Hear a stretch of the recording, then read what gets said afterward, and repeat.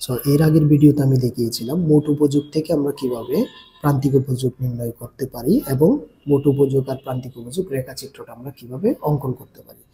আর আজকের ভিডিওতে আমরা দেখব যে প্রান্তিক উপযোগ আপনাকে যদি দেওয়া থাকে তাহলে আপনি কিভাবে মোট উপযোগ নির্ণয় করবেন, এবং সবচেয়ে গুরুত্বপূর্ণ প্রশ্ন যেটা পরীক্ষায় বারবার দেখা যায় বোর্ড পরীক্ষায় বা কলেজ পরীক্ষায়, সেটা হচ্ছে ঘ নম্বরে দেওয়া থাকে মোট উপযোগ ও প্রান্তিক উপযোগের মধ্যকার সম্পর্ক। খেয়াল করুন, সম্পর্ক, মোট উপযোগ প্রান্তিক উপযোগের মধ্যে সম্পর্কের ব্যাখ্যা। এটা সবচেয়ে ইম্পর্টেন্ট প্রশ্ন যেটা পরীক্ষায় বারবার দেখা যায়। হ্যাঁ, তাহলে আমরা শুরু করি আর দেরি না করে খুব মনোযোগ সহকারে দেখুন। প্রান্তিক উপযোগ দেওয়া আছে, আমরা এখন মোট উপযোগ নির্ণয় করব। তার একটা সূচি তৈরি করতে হবে আগে আমাদের। সূচিটা তৈরি করার মাধ্যমেই আমরা করে ফেলবো। হ্যাঁ, তাহলে স্টার্ট করি। ফার্স্ট অফ অল আমাদেরকে এখানে লিখতে হবে যে মোট উপযোগ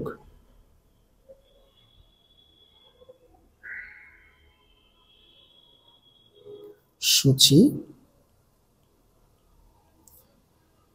প্রস্তুত করা হলো।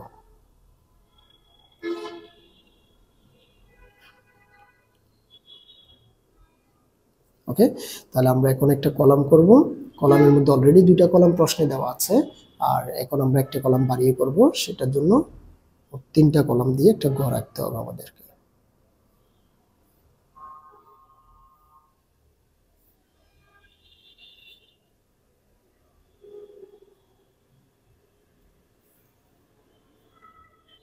দ্রব্যের একক, মোট উপযোগ এবং প্রান্তিক উপযোগ। ওকে, তাহলে আমরা শুরু করি।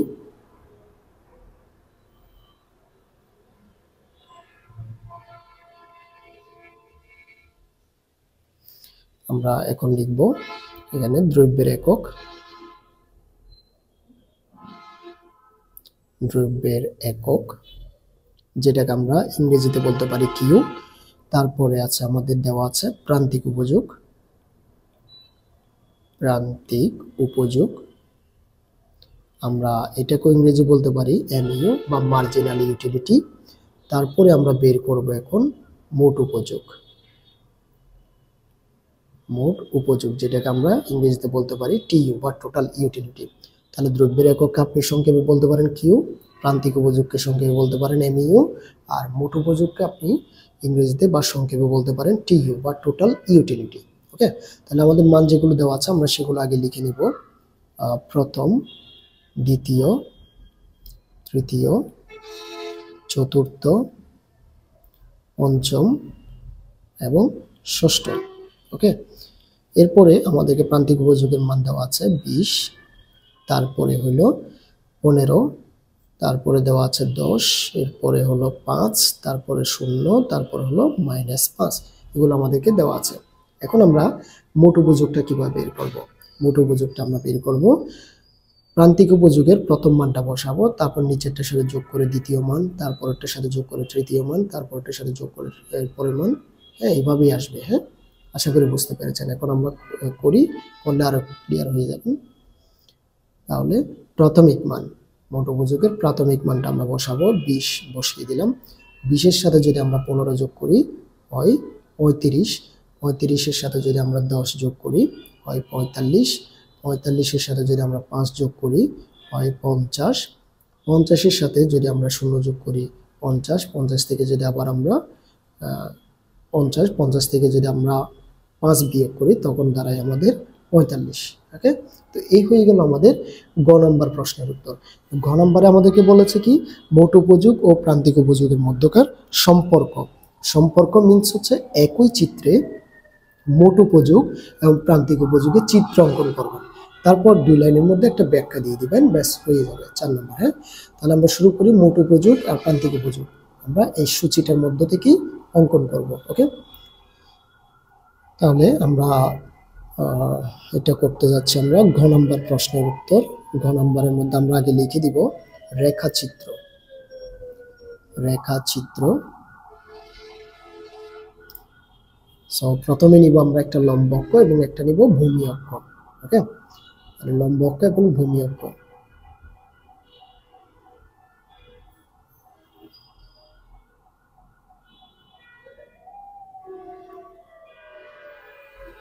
একটা লম্ব অক্ষ নিলাম, তারপরে আরেকটা নিব আমরা ভূমি অক্ষ। এখন আমরা এগুলো থেকে যে আমাদের সর্বোচ্চ মান এখান থেকে আমরা দেখাবো। এটা হলো আমাদের জন্য জিরো অক্ষ, সবসময় জিরোই থাকবে। আর এরপরে গিয়ে হচ্ছে আমাদের এটা ইউ বা ইউটিলিটি, উপযোগ, এবং এখানে হচ্ছে কিউ বা দ্রব্যের উৎপাদন, দ্রব্যের একক, যেটা দেওয়া থাকে। তাহলে এখানে আমাদের টোটাল 6টা দ্রব্যের একক ছিল, 1 থেকে 6 পর্যন্ত। আমরা এখানে দেখাবো 1, তারপরে হলো 2, 3,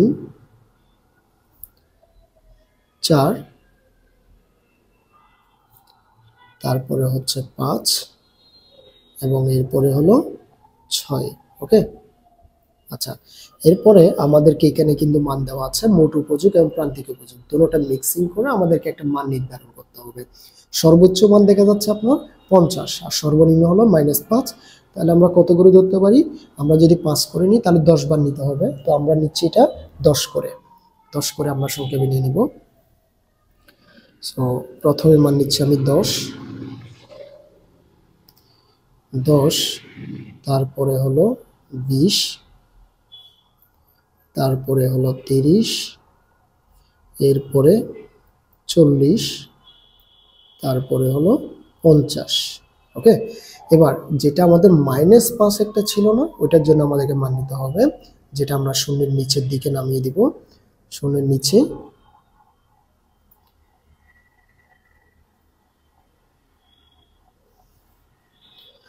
ওইটা নিতে হবে আমাদেরকে -5, কিন্তু আমরা তো এখানে নিয়েছিলাম 10 10 করে করে, তাহলে আমরা সেম এখানেও মান নিব আমরা -10 করে আমরা মানটা নিলাম। ওকে, তাহলে এখন আমরা দাগ দেওয়া স্টার্ট করব। আমরা প্রথমে প্রান্তিক উপযোগের কাজ করে ফেলি। 1 দিয়ে আছে 20, 2 দিয়ে 15, 1 দিয়ে হলো 20। ওকে, 1 থেকে 20 আমরা দাগ দিব, 1 থেকে 20।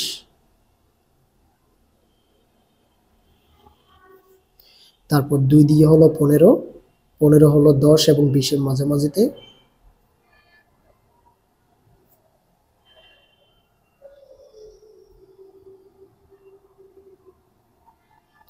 তারপরে 3 দিয়ে হলো 10,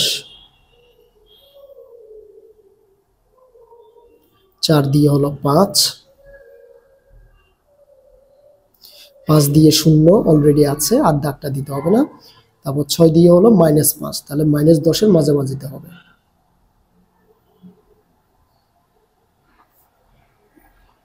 এই রেখাটা আমরা দিয়ে দিলাম। এখন আমরা দাগটা দিয়ে দিব। আমাদের এখন দাগ দিতে হবে বিন্দু ম্যাপিং করে। বিন্দু বরাবর দাগটা আমরা নিয়ে যাব।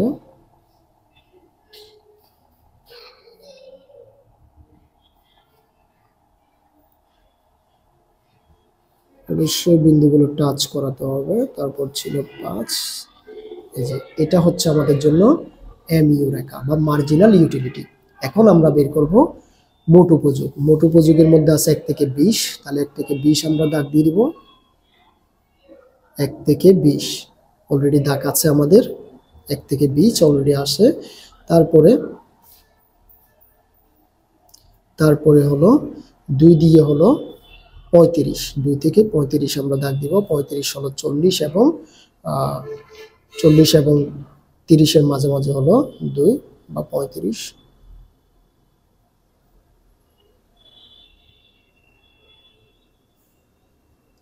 দেখুন, আমি বোঝার জন্য বিভিন্ন কালার ইউজ করলাম, কিন্তু আপনারা পরীক্ষায় বিভিন্ন কালার ইউজ করা যাবে না, অবশ্যই পেন্সিল দিয়ে করতে হবে। হ্যাঁ, আর যদি 6B পেন্সিল হয় তো আর একটু ভালো হয়, কারণ 6B পেন্সিল একটু বোল্ড টাইপের হয়।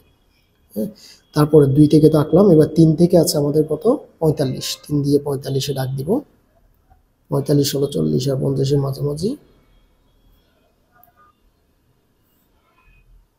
তারপর 4 দিয়ে হলো 50,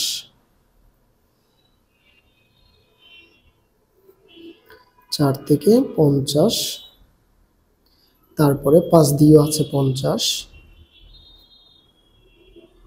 5 থেকেও 50। তারপর 5 থেকে 50, এবার 6 দিয়ে হলো 45, 6 থেকে 45, অর্থাৎ 45 থেকে আমাদেরকে আবার দাগ বাড়িয়ে নিতে হবে। তারপর 6 এর সাথে আমরা কানেক্ট করে দিব এটা। ওকে, আশা করি বুঝতে পেরেছেন। এবার আমাদেরকে দাগটা দিতে হবে। আমরা এখন রেখাটা টেনে দিব। এই যে বিন্দু বিন্দু ম্যাপিং করে আমাদেরকে রেখাটা নিতে হবে। হ্যাঁ, প্রত্যেকটা বিন্দুকে টাচ করাতে হবে এবং হাত দিয়ে দিবেন এটা।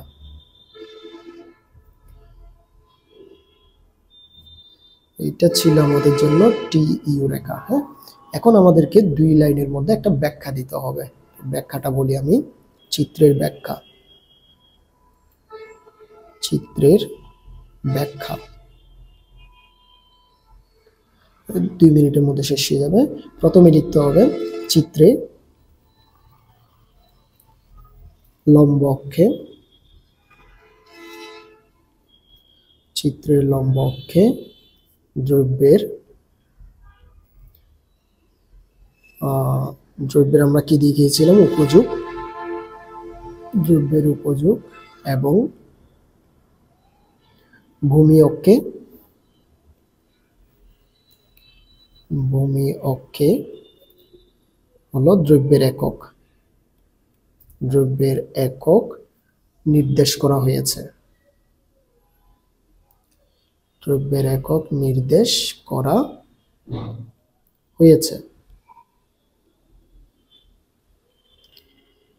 চিত্রে দেখা যায়,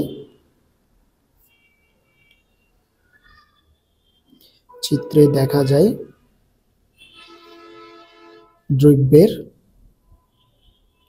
একক বৃদ্ধি পেতে থাকলে, এটা আপনি লিখে রাখতে পারেন। বইয়ে কিন্তু অনেক কঠিন করে দেওয়া আছে, আর বইয়ের ব্যাখ্যাগুলো অনেক কঠিন হয়। এটা আপনি সুন্দর করে লিখে রাখতে পারেন এবং প্রত্যেকটা চিত্রে আপনি অ্যাপ্লাই করতে পারবেন। দ্রব্যের একক বৃদ্ধি পাওয়ার সাথে সাথে, বৃদ্ধি পাওয়ার সাথে সাথে মোট উপযোগ, মোট উপযোগ ক্রমহ্রাসমান,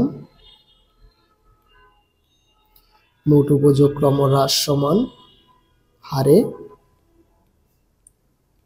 কমতে থাকে এবং প্রান্তিক উপযোগ, মোট উপযোগ ক্রমহ্রাসমান হারে বৃদ্ধি পেতে থাকে। এটা দুঃখিত, আমি একটু মিস্টেক করে ফেললাম। মোট উপযোগ ক্রমহ্রাসমান হারে বৃদ্ধি পেতে থাকে এবং বৃদ্ধি পেতে থাকে